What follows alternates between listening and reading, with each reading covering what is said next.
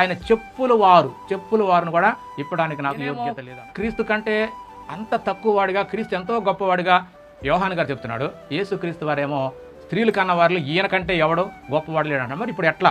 ఎందుకంటే ఆయన నోట అబద్ధం లేదు. మనం అర్థం చేసుకోవడంలో మాత్రం ఖచ్చితంగా లోపం ఉంది.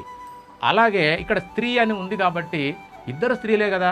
మరి ఇప్పుడు ఒకవేళ ఈ మాట అక్షరార్థంగా తీసుకొని ఇదే రైట్ అని కనుక మనం వాదిస్తే బైబిల్లో తప్పులు ఉండవు. కాబట్టి యేసుక్రీస్తు పుట్టింది స్త్రీ అందే అని కనుక నువ్వు అనుకుంటే లాజిక్ మిస్ అవుతున్నావు. ఎందుకంటే ఇది అందరికీ అర్థమవుతుంది.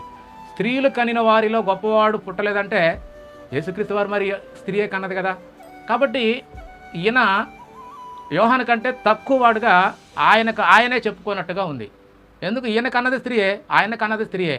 కాబట్టి స్త్రీలు కనిన వారిలో యోహాను కంటే గొప్పవాడు లేడు అంటే ఈయన కూడా గొప్పవాడు కాదు, క్రీస్తు కూడా గొప్పవాడు కాదు చెప్పినట్టుగా మనకు అర్థమవుతుంది. అయితే లేఖనాలను మనం బాగా జాగ్రత్తగా ఆలోచిస్తే ఖచ్చితంగా సత్యం మనకు అర్థమవుతుంది.